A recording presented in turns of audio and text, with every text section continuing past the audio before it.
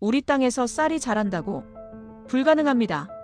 몽골 곡물수입협회 대표 투부신 바야르의 이 한마디에 울란바토르 정가가 발칵 뒤집혔습니다. 연간 10만 톤, 98%를 수입에 의존하는 몽골. 소련 시절부터 50년간 6번의 도전, 6번의 실패. 사막과 초원뿐인 이 나라에서 쌀 재배는 누구도 성공하지 못한 불가능의 영역이었습니다. 세금 낭비입니다. 석 달 안에 망할 겁니다. 국영방송 기자 사란툴가는 냉소했습니다. 그런데 1년 만에 기적이 일어났습니다. 건조지 10헥타르에서 4톤의 쌀이 수확됐고 더 충격적인 건 이 프로젝트를 이끈 기술자가 한국인이었다는 사실. 예산 3억 투브릭, 센서 24개, 그리고 포기하지 않은 한 명의 공무원. 도대체 어떻게 불가능을 가능으로 바꿨을까요? 왜 수입업계는 필사적으로 막으려 했을까요?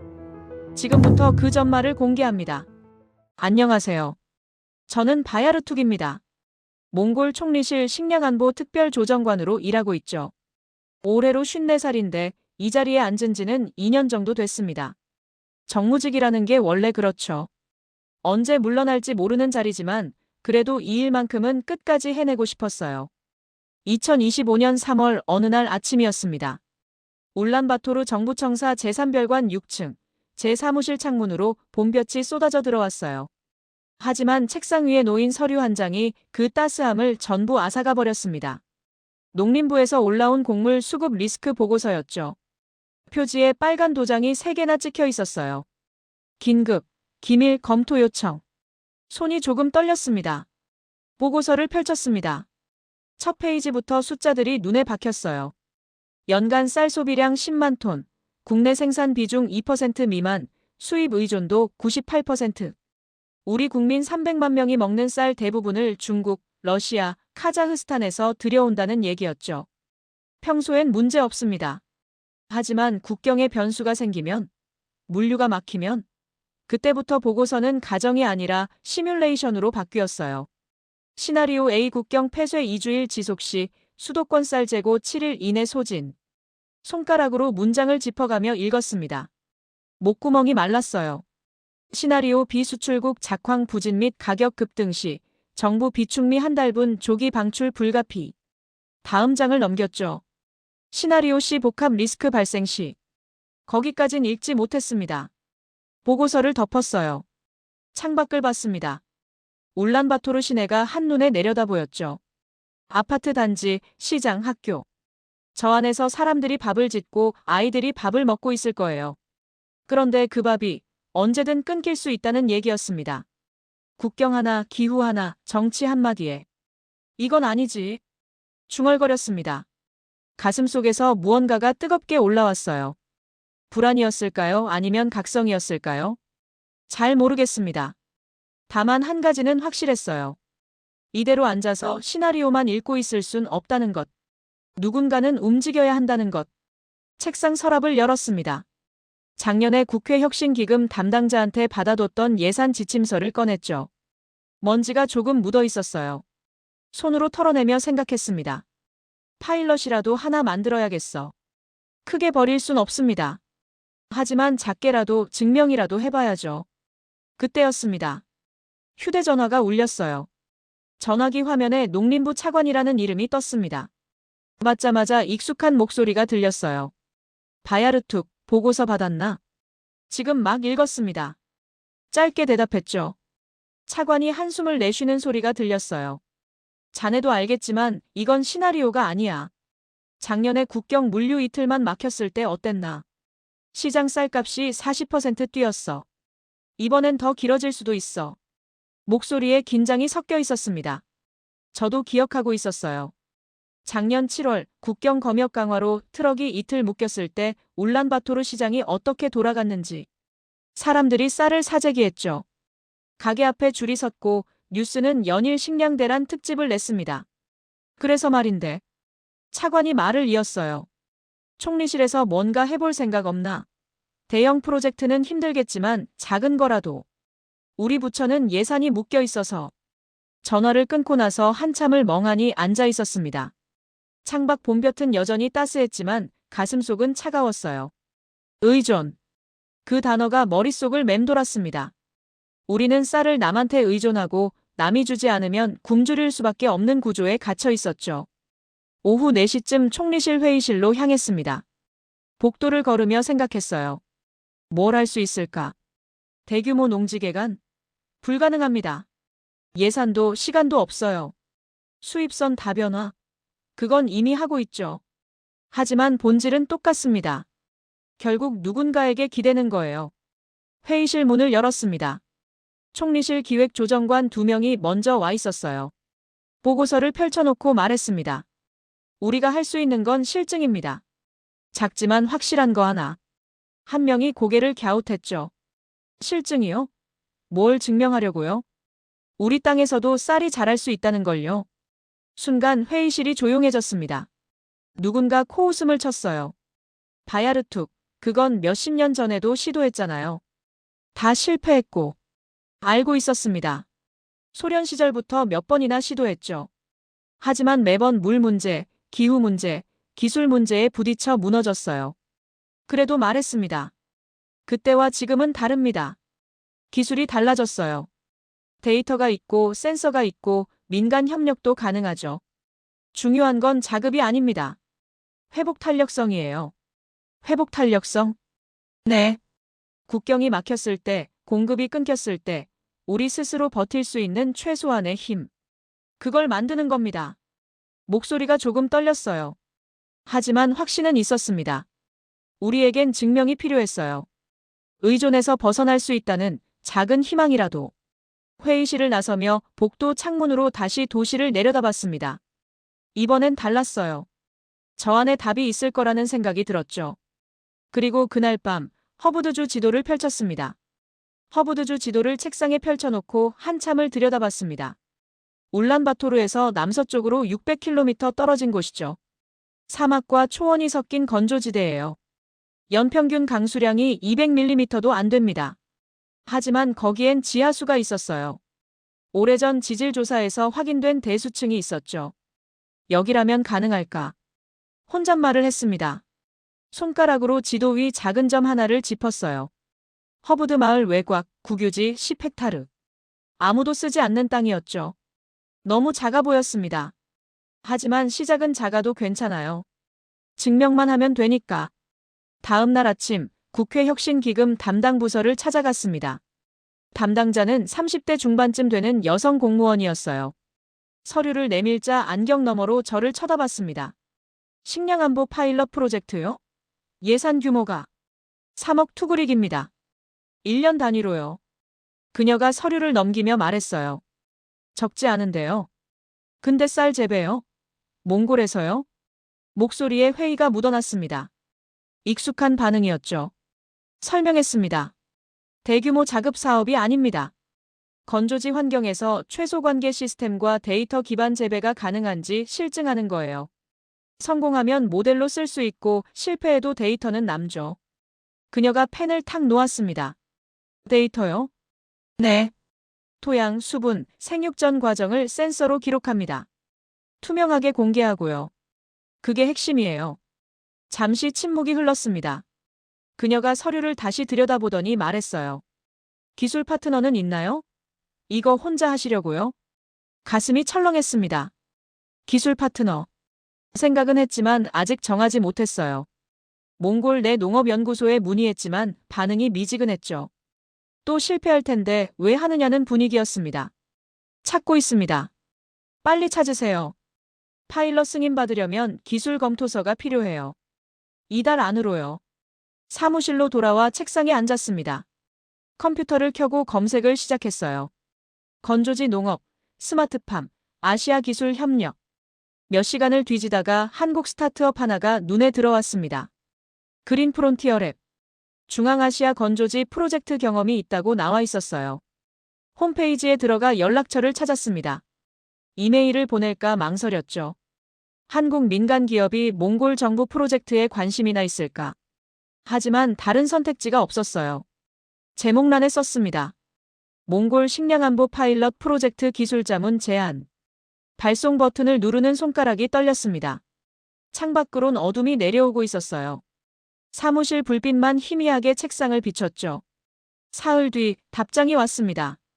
발신자 이름은 김도현이었어요. 관심 있습니다. 구체적으로 이야기해 볼 수 있을까요? 이메일은 짧았지만 단호했습니다. 김도현. 그린프론티어랩 공동대표. 양력을 보니 전직 농업연구원 출신이었어요. 카자흐스탄에서 3년간 건조지 프로젝트를 진행했다고 나와 있었죠. 심장이 두근거렸습니다. 화상회의를 잡았어요. 그날 저녁 8시, 모니터 너머로 40대 후반쯤 되어 보이는 남자가 나타났습니다. 짧은 머리, 검은 테 안경, 무표정한 얼굴. 인사도 간결했어요. 김도현입니다. 자료 먼저 보내주시겠습니까? 예의는 갖췄지만 거리감이 느껴졌습니다. 허브드주 지도와 예산안, 목표 수치를 화면에 띄웠죠. 그가 한참 들여다보더니 물었어요. 10헥타르에 3억 투구릭이면 헥타르당. 적은 편은 아니네요. 근데 관정은요? 센서는요? 토양 개량 예산은 어디 들어가 있죠? 질문이 쏟아졌습니다. 준비했던 답변들이 입 밖으로 나오지 않았어요. 그는 계속 물었습니다. 지하수 수질 검사는 했나요? 염도 측정은요? 이 지역 토양 pH 데이터라도 있습니까? 아직 확보 중입니다. 목소리가 작아졌어요. 그가 한숨을 쉬었습니다. 바야르퉁님, 솔직히 말씀드릴게요. 이거 지금 계획이 아니라 희망사항이에요. 물 없이 쌀 못 키웁니다. 데이터 없이 설계 못하고요. 화면 속 그의 표정은 여전히 차가웠습니다. 가슴이 답답했어요. 하지만 포기할 순 없었죠. 그래서 도움이 필요합니다. 선생님이 와주셔야 해요. 제가요? 네. 카자흐스탄에서 하셨잖아요. 처음부터 설계하고 데이터 쌓으면서. 여기서도 똑같이 해주세요. 그가 팔짱을 꼈습니다. 잠시 침묵이 흘렀어요. 길게 느껴졌죠. 저희는 민간 기업입니다.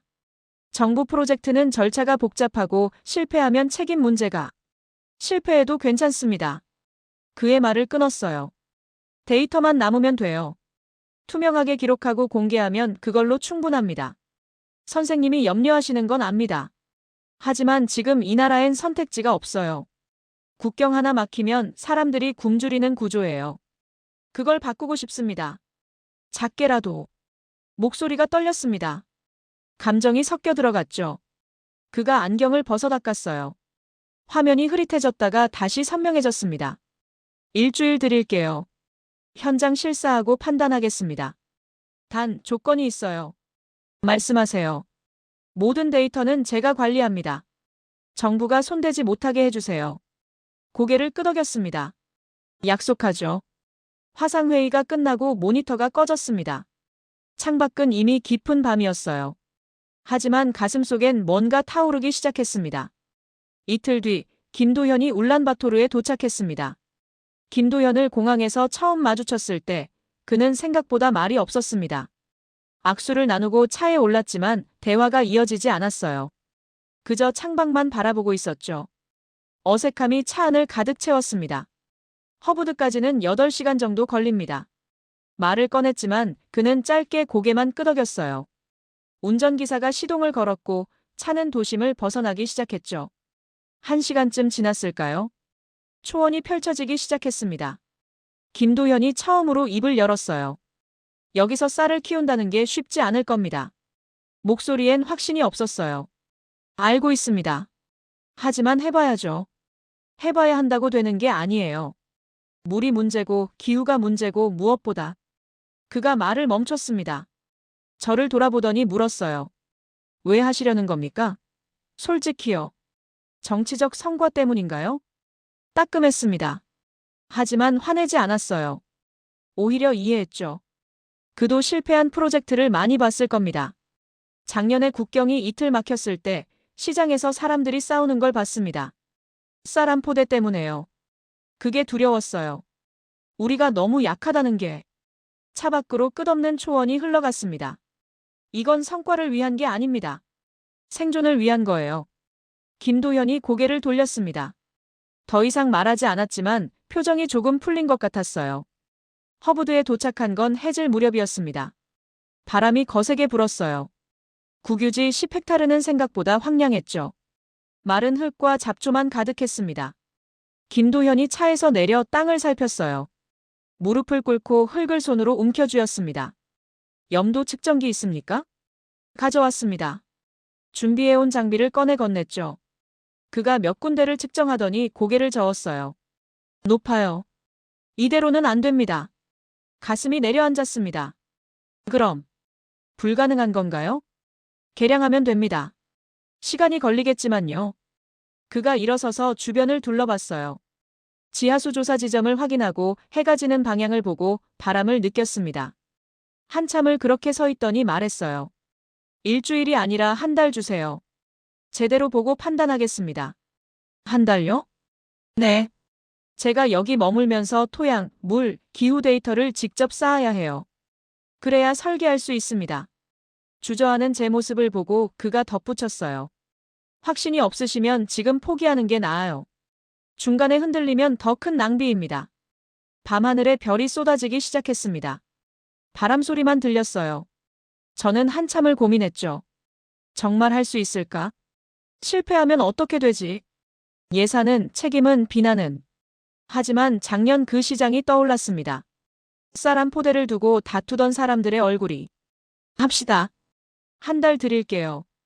김도현이 처음으로 희미하게 웃었습니다. 김도현이 허브드에 남기로 했습니다. 다음 날 아침, 그는 낡은 게스트하우스 방 하나를 임대하고 짐을 풀었어요. 저는 울란바토르로 돌아가야 했죠. 차에 오르기 전 그가 말했습니다. 일주일에 한 번씩 보고하겠습니다. 데이터로요. 악수를 나눴습니다. 이번엔 그의 손이 단단했어요. 울란바토르로 돌아오자마자 국회 혁신기금 담당 부서를 찾아갔습니다. 서류를 제출했죠. 프로젝트 명칭은 허브드 식량안보 실증 파일럿으로 정했어요. 담당자가 서류를 검토하더니 물었습니다. 기술 파트너 계약서는요? 일주일 안에 올리겠습니다. 빨리 하세요. 심사 넘어가려면 이달 안에 완료해야 해요. 사무실로 돌아왔습니다. 책상 위엔 이미 다른 업무 파일들이 쌓여 있었어요. 하지만 머릿속은 온통 허브드뿐이었죠. 김도현이 잘하고 있을까? 데이터는 나오고 있을까? 사흘이 지났습니다. 이메일 한 통이 도착했어요. 제목은 초기 데이터 리포트였습니다. 첨부 파일을 열었죠. 토양 샘플 5곳, 지하수 수질 분석, 일일 기온 및 습도 변화. 숫자와 그래프가 빼곡했어요. 마지막 페이지에 짧은 코멘트가 있었습니다. 토양 계량 필요. 관정 위치 재조정 필요. 하지만 가능성 있음. 가슴이 뛰었습니다. 가능성 있음. 그 한 줄이 전부였어요. 주말에 다시 허브드로 향했습니다. 이번엔 혼자 운전해서 갔죠. 6시간을 달려 도착했을 때 해가 기울고 있었어요. 현장에 가보니 김도현이 땅에 표지 말뚝을 받고 있었습니다. 얼굴엔 땀과 먼지가 섞여 있었어요. 왔습니까? 그가 반갑게 인사했습니다. 전보다 표정이 밝아졌어요. 이리 오세요. 보여드릴 게 있어요. 따라갔습니다. 말뚝 6개가 일정한 간격으로 박혀 있었어요. 그가 설명했습니다. 관정 후보 지점입니다. 지하수 흐름을 보니 여기가 제일 안정적이에요. 여기에 센서 넷을 깔고 토양은 석회 투입으로 중화시키고 목소리에 열기가 실려 있었습니다.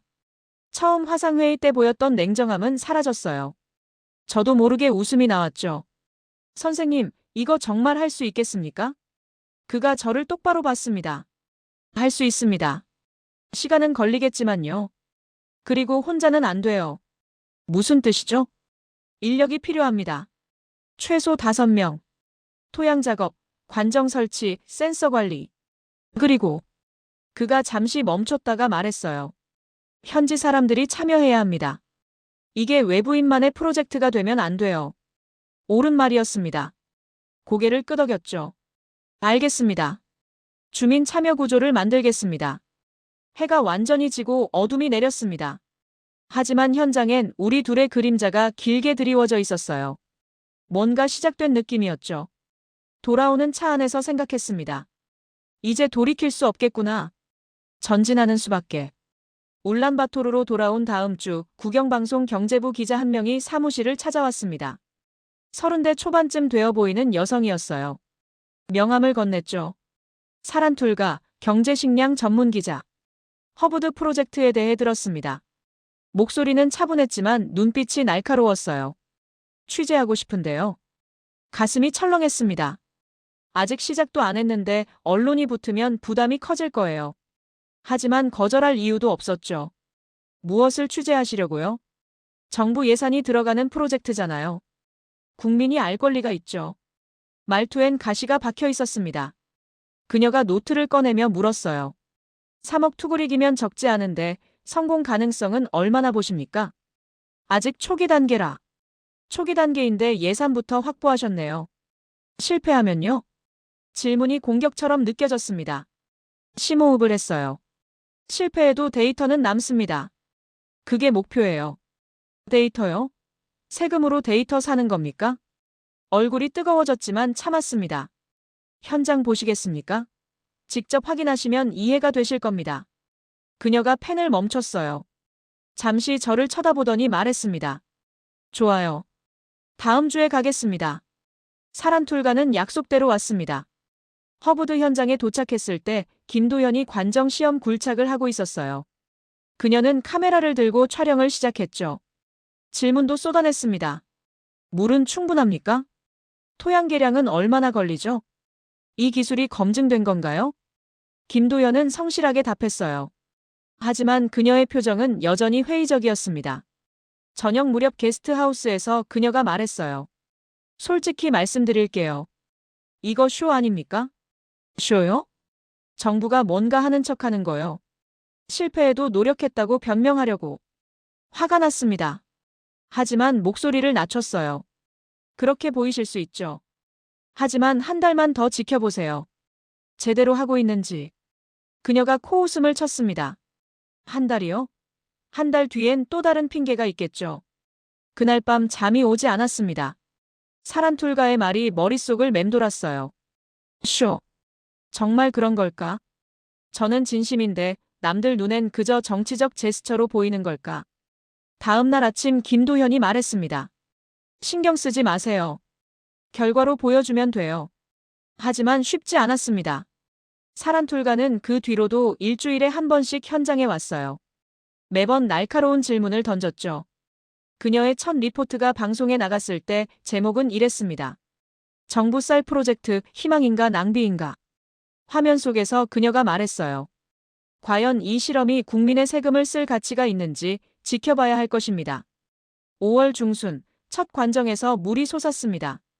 김도현이 펌프를 가동하자 지하 60m에서 맑은 물이 쏟아져 나왔어요. 순간 가슴이 벅차올랐죠. 수질 괜찮습니까? 측정해봐야죠. 그가 샘플을 채취해 간이 검사를 했습니다.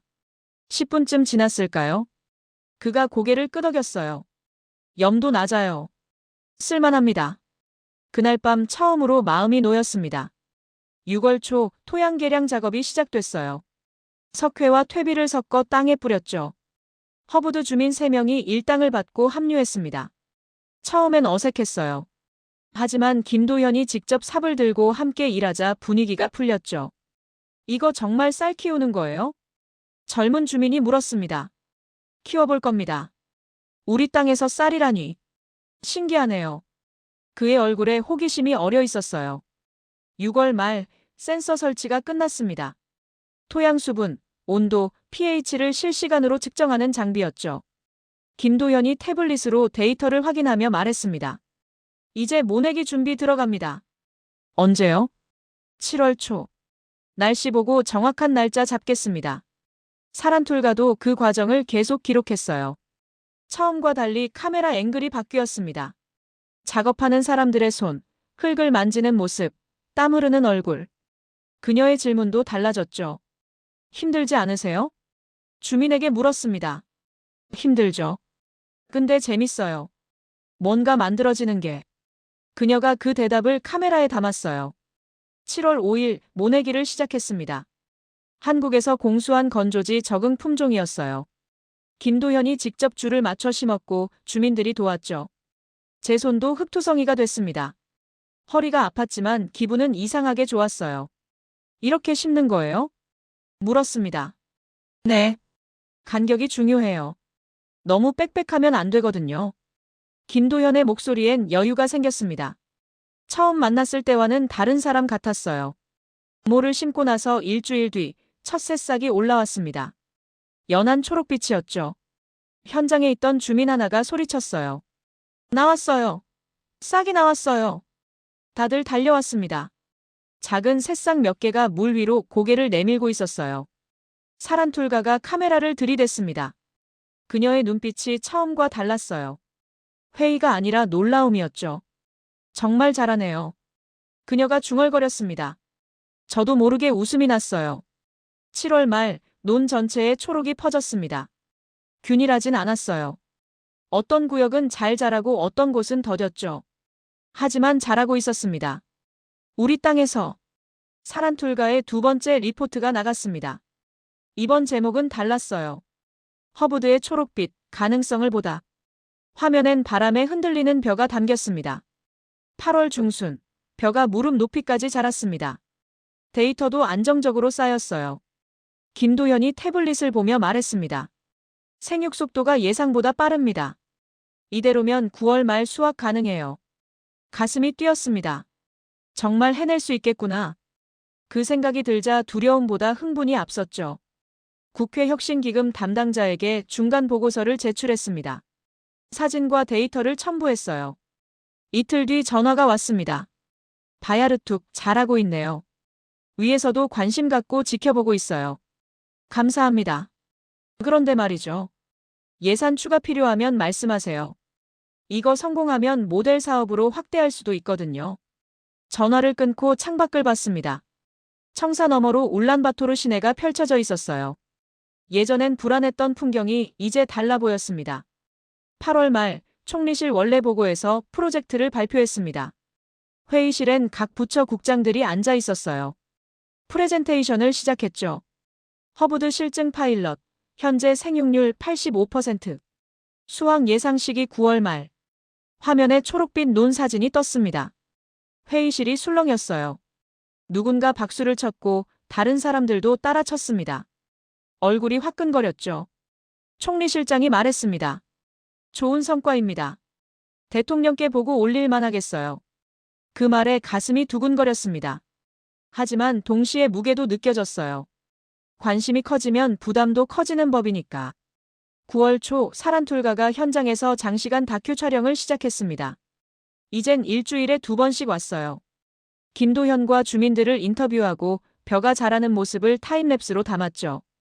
어떻게 생각하세요? 그녀가 저에게 물었습니다. 성공할 것 같으세요? 모르겠습니다. 하지만 여기까지 온 게 기적 같아요. 처음엔 의심했어요. 그녀가 솔직하게 말했습니다. 정부가 또 쇼하는 줄 알았죠. 근데 틀렸어요. 선생님 진심이더라고요. 목이 메었습니다. 고개를 돌려 논을 바라봤어요. 바람에 벼가 물결치고 있었죠. 9월 중순, 이삭이 패기 시작했습니다. 노란빛이 초록 사이로 번져갔어요. 김도현이 한 이삭을 따서 보여줬습니다. 알이 차고 있어요. 2주 뒤면 수확입니다. 주민들이 환호했습니다. 그날 저녁 작은 축하 자리가 열렸어요. 게스트하우스 마당에서 고기를 구웠죠. 술잔이 돌았습니다. 성공이네요. 누군가 외쳤습니다. 아직 수확 전입니다. 김도현이 웃으며 말했어요. 하지만 그의 얼굴엔 자부심이 가득했죠. 저도 술잔을 들었습니다. 별이 쏟아지는 밤하늘 아래 우리는 처음으로 승리를 맛봤어요. 하지만 그때는 몰랐습니다. 진짜 싸움이 이제 시작이라는 걸. 9월 20일 국가감사원에서 공문이 도착했습니다. 허브드 식량안보 파일럿 프로젝트 긴급 감사 통보. 손이 떨렸어요. 다음 날 감사관 한 명이 사무실에 왔습니다. 바트멍흐. 40대 중반의 무표정한 남자였죠. 예산 집행 내역 전부 제출하세요. 계약서, 영수증, 결제 문서 포함해서요. 갑자기 왜 감사를 하는 겁니까? 민원이 들어왔습니다. 예산 낭비 의혹이요. 가슴이 철렁했어요. 민원? 누가? 바트멍흐가 서류 묶음을 꺼내며 말했습니다. 몽골 곡물 수입협회에서 제기했어요. 절차상 문제가 있다고요. 그날 저녁 전화 한 통이 걸려왔습니다. 투부신 바야르. 수입 컨소시엄 대표였죠. 목소리는 차갑고 침착했어요. 바야르툭, 오랜만이군요. 무슨 일이십니까? 감사받는다던데? 힘드시겠어요. 비웃음이 섞여 있었습니다. 왜 민원을 넣으신 겁니까? 이상한 일을 하니까요. 세금으로 불가능한 실험을 하고 계시잖아요. 국민 세금이 아깝지 않으세요? 이건 실험이 아니라 실증입니다. 실증이든 뭐든 실패하면 누가 책임지죠? 선생님이요? 전화가 끊겼습니다. 손에 쥔 휴대전화가 땀으로 젖어 있었어요. 감사가 시작됐습니다. 바트멍은은 일주일 동안 모든 서류를 뒤졌어요. 계약서 날짜, 결제 라인, 지출 항목 하나하나를 따졌죠. 한국 기업과 수의 계약했네요. 경쟁 입찰은요? 긴급 프로젝트라 예외 규정을 적용했습니다. 예외 규정 승인 문서는요? 여기 있습니다. 서류를 내밀었어요. 그가 한참 들여다보더니 말했습니다. 형식은 맞는데 내용이 부실하네요. 부실하다뇨? 기술 검토가 약해요. 왜 한국 기업이어야 하는지 근거가 명확하지 않습니다. 말문이 막혔습니다. 9월 25일 허브드 현장에도 문제가 생겼습니다. 갑자기 전력 공급이 끊긴 거예요. 관계 펌프가 멈췄죠. 김도현이 다급하게 전화했습니다. 물을 못 대면 이틀 안에 벼가 마릅니다. 무슨 일입니까? 전력 케이블이 절단됐어요. 누가 일부러 자른 것 같아요. 머리가 하얘졌습니다. 현장으로 달려갔어요. 케이블 세 군데가 깔끔하게 잘려 있었습니다. 우연이 아니었죠. 경찰에 신고했습니까? 했어요. 근데 증거가 없대요. 김도현의 얼굴이 창백했습니다. 다음 날 투부신 바야르가 언론 인터뷰를 했습니다. 방송에 나온 그의 말이 귀를 찔렀어요. 정부가 검증 안 된 프로젝트에 세금을 퍼붓고 있습니다. 지금 당장 중단해야 해요. 사란툴가가 전화했습니다. 바야르툭, 방송국 압박 들어오고 있어요. 리포트 보류하라고요. 누가 압박합니까? 수입업계 광고주들이요. 세상이 무너지는 것 같았습니다. 사무실 불을 끄고 혼자 앉아 있었어요. 창밖은 어두웠고 책상 위엔 감사 서류만 쌓여 있었죠. 이틀 뒤 바트멍으가 결론을 통보했습니다. 프로젝트 중단 권고합니다. 절차상 하자가 발견됐어요. 중단이요? 목소리가 떨렸습니다. 네. 감사 결과 계약 절차에 문제가 있어요. 재심에 필요합니다.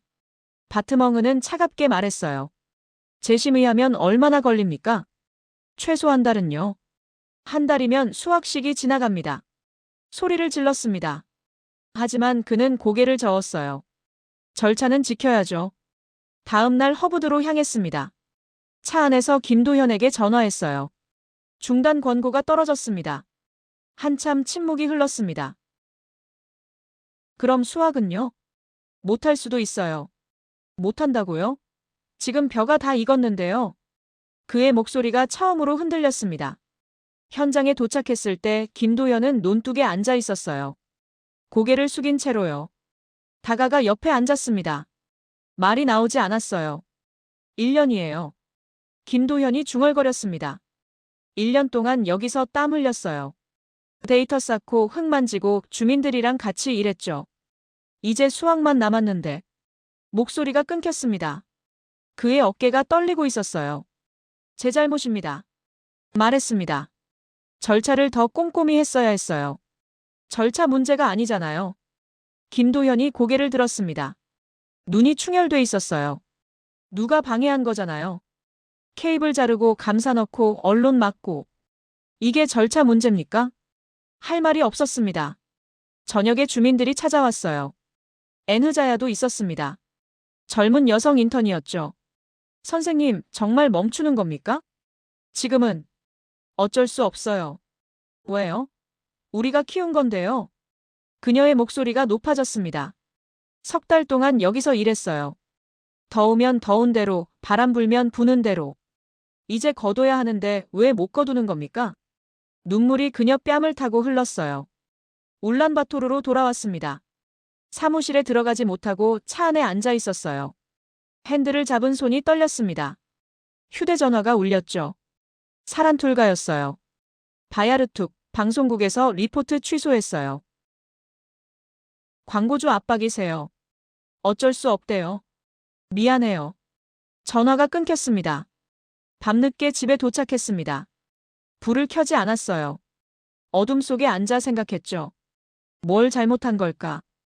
어디서부터 틀어진 걸까? 작년 봄 그 보고서가 떠올랐습니다. 시나리오 C 복합 리스크 발생 시 읽지 못했던 그 문장이 이제야 보이는 것 같았어요. 의존은 쌀만의 문제가 아니었습니다. 우리는 힘에도 자본에도 관성에도 의존하고 있었어요. 그 구조 안에서 저는 너무 약했죠. 휴대전화를 들었습니다. 총리실장에게 사직서를 쓸까 생각했어요. 하지만 쓰지 못했습니다. 그냥 멍하니 화면만 바라봤죠. 새벽 4시 문자가 왔습니다.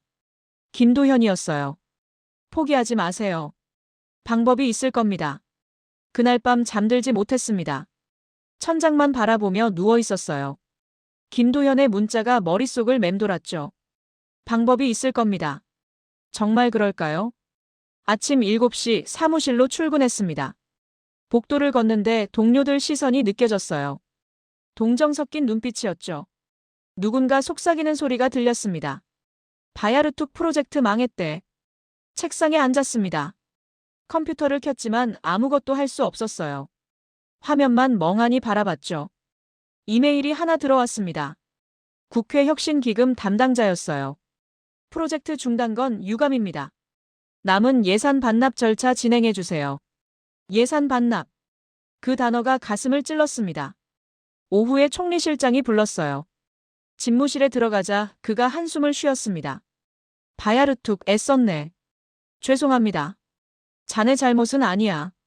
운이 나빴지. 운? 이게 운의 문제입니까? 하고 싶었지만 입을 다물었어요. 당분간 쉬는 게 어때?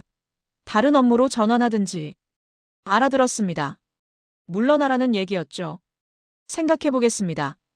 사무실로 돌아와 창밖을 봤습니다. 작년 봄 이 자리에서 보고서를 읽었죠. 불안과 각성이 뒤섞였던 그날. 이제 남은 건 고립뿐이었어요. 휴대전화가 울렸습니다. 사란툴가였어요. 바야르툭, 지금 어디세요? 사무실에요. 나와요. 할 얘기 있어요. 카페에서 만났습니다. 그녀는 노트북을 펼쳤어요. 들어보세요. 제가 조사했어요. 화면엔 투부신 바야르의 회사 정보가 떠 있었습니다. 이 사람 작년에 정부 쌀 수입 계약 3건 따냈어요. 총 50억 투구리 거치요. 선생님 프로젝트가 성공하면 수입 물량이 줄어들 수 있죠. 그래서 방해한 겁니까? 확증은 없어요. 하지만 타이밍이 너무 정확해요. 케이블 절단도 감사 청구도 광고주 압박도. 그녀가 저를 똑바로 봤습니다. 선생님, 이대로 당할 겁니까? 어떻게 하라는 겁니까? 싸워요. 데이터 있잖아요. 기록 있고 증거 있고. 공개하세요. 힘이 없었습니다. 공개해도 바뀌지 않아요. 해보지도 않고 어떻게 알아요? 목소리가 높아졌습니다. 카페 안 사람들이 쳐다봤어요. 그녀가 한숨을 쉬며 말했습니다. 저도 처음엔 의심했어요. 선생님 진심인지 몰랐죠. 근데 지금은 알아요. 진심이라는 거. 그런데 당사자가 포기하면 어떡해요? 가슴이 뜨거워졌습니다. 울컥했지만 참았어요. 저녁에 혼자 술을 마셨습니다. 집 근처 작은 식당이었죠. 소주 한 병을 비웠어요. 취기가 올라오자 눈물이 났습니다. 54살 남자가 혼자 울고 있었죠. 왜 이렇게 됐을까? 뭘 위해 싸웠을까? 그냥 조용히 살 걸 그랬나? 집으로 돌아가는 길 편의점에 들렀습니다. 쌀 한 봉지가 진열돼 있었어요. 수입산이었죠. 라벨을 봤습니다. 중국산. 손으로 봉지를 만졌습니다. 차가웠어요. 그때 깨달았습니다. 제가 싸운 건 투부신 바야르가 아니었어요. 이 구조였죠. 의존하는 것밖엔 선택지가 없는 이 현실. 휴대전화를 꺼냈습니다. 김도현에게 전화를 걸었습니다. 새벽 2시였지만 그는 바로 받았어요. 못 주무세요? 못 자겠어요. 선생님, 제가 결정했습니다. 무슨 결정이요? 청문회를 열겠어요. 국회에 공개 청문 요청할 겁니다.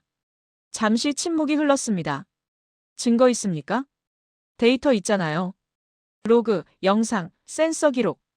전부요. 그리고 절단된 케이블 현장 사진도 있고요. 그걸로 충분할까요? 충분하게 만들어야죠. 목소리에 힘이 들어갔습니다. 다음 날 아침 국회 농업위원회에 청문회 요청서를 제출했어요. 제목은 허브드 프로젝트 방해 의혹 및 절차적 정당성 검증 요청이었습니다. 담당 의원이 서류를 보더니 말했어요. 통과되려면 2주는 걸릴 겁니다. 2주면 늦어요. 벼가 말라버려요. 그건 제가 어떻게 부탁드립니다. 긴급 안건으로 올려주세요. 고개를 숙였습니다. 그가 한숨을 쉬었죠. 해보겠습니다. 사란툴가에게 연락했어요. 청문회 열립니다. 방송 준비해주세요. 진짜입니까? 네. 모든 걸 공개할 겁니다. 그녀 목소리가 밝아졌어요. 알겠어요. 제가 특집으로 짜볼게요. 허브드로 갔습니다. 김도현과 주민들이 모여 있었어요. 엔흐자야도 있었죠.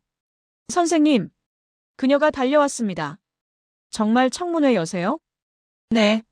근데 도움이 필요해요. 뭐든지요. 증언해 줄 수 있습니까? 여러분이 직접 본 것, 경험한 것. 청문회에서 말해주세요.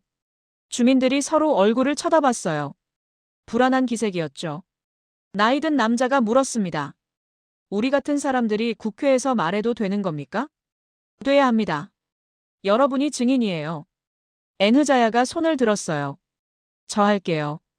케이블 절단 그날 밤 제가 봤어요. 뭘 봤는데요? 트럭 한 대가 왔다 갔어요. 검은색이었어요. 다음 날 아침 케이블이 끊겨 있었고요. 심장이 뛰었습니다. 차량 번호는요? 기억 안 나요. 근데 사진은 찍었어요. 그녀가 휴대전화를 꺼냈습니다. 흐릿하지만 트럭 뒷모습이 찍혀 있었어요. 번호판 일부가 보였죠. 이거 경찰에 제출했습니까? 아니요. 증거 안 될 줄 알았어요. 됩니다. 충분히 돼요. 김도현이 노트북을 열었습니다. 센서 로그도 있어요. 케이블 끊긴 시각 정확히 기록돼 있죠. 9월 25일 밤 11시 32분.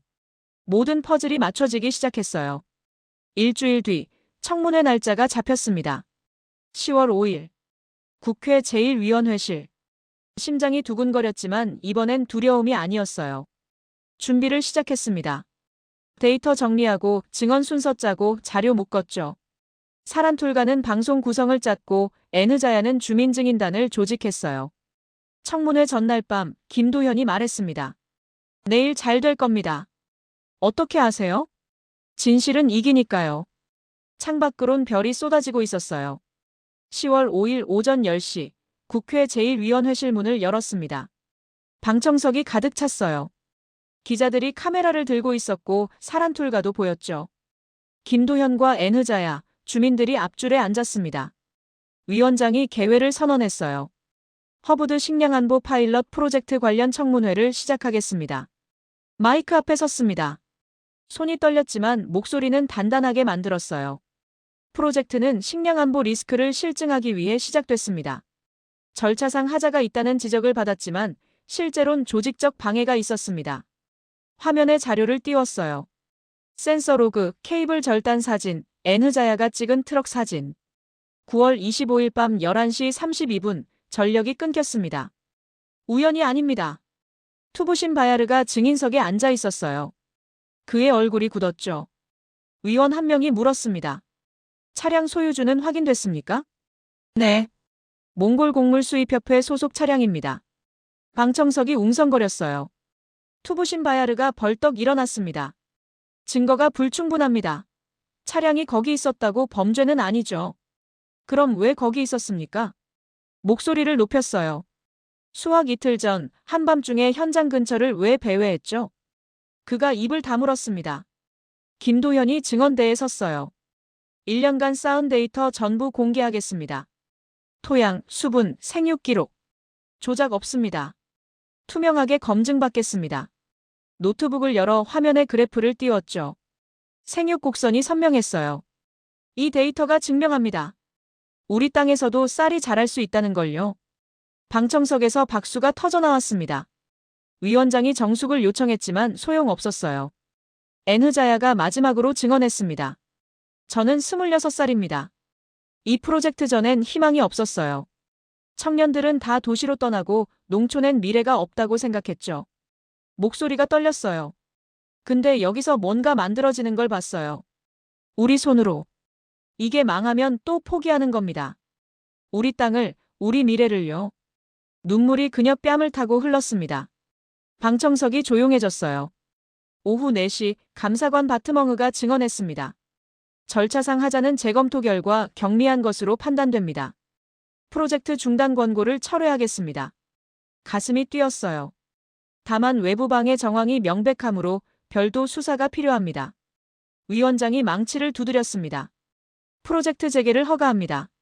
수확 즉시 진행하세요. 방청석에서 환호가 터졌어요. 김도현이 웃고 있었고 에느자야는 울고 있었죠. 사란툴가가 카메라로 모든 걸 담았습니다. 회의실을 나서는데 투부신 바야르와 마주쳤어요. 그가 낮게 말했습니다. 이긴 줄 아십니까? 시작일 뿐이에요. 시작이면 충분합니다. 대답하고 지나쳤죠.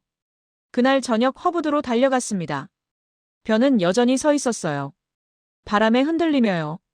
내일 수확합니다. 김도현이 외쳤습니다. 밤하늘에 별이 쏟아졌습니다.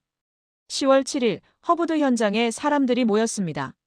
주민들, 자원봉사원 청년들, 기자들. 오전 9시 첫 수확이 시작됐어요. 낯을 들었습니다. 54살 평생 처음 별을 베는 거였죠. 김도현이 옆에서 보여줬어요. 이렇게 밑동을 잡고 한 번에 베세요. 손에 힘을 줬습니다. 사각, 벼가 베어졌어요. 손에 쥔 이삭이 묵직했죠. 뜨거운 게 가슴에 차올랐습니다. 자랐네요. 정말로. 목이 메었어요. 김도현이 웃으며 말했습니다. 우리가 키웠으니까요. 오후까지 수확이 이어졌습니다.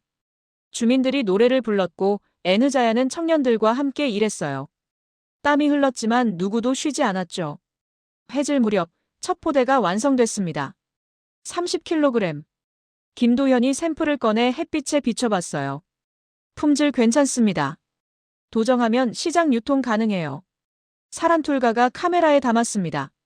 그날 저녁 방송 특집이 나갔어요. 제목은 허브드의 기적, 씨앗에서 희망으로였습니다. 일주일 뒤 총 수확량이 집계됐어요. 4톤. 10헥타르에서 나온 첫 결실이었죠. 많지 않았지만 의미는 컸습니다. 10월 20일 청와대에서 연락이 왔습니다. 후렐수후 대통령이 직접 현장을 방문하신다고 했어요. 가슴이 두근거렸죠. 방문 당일 대통령 차량이 도착했습니다. 대통령께서 내리시더니 논을 둘러보셨어요. 베어진 그루터기들이 남아있었죠. 여기서 정말 쌀이 자랐습니까? 네, 각하. 4톤입니다. 도정된 쌀 한 줌을 보여드렸어요.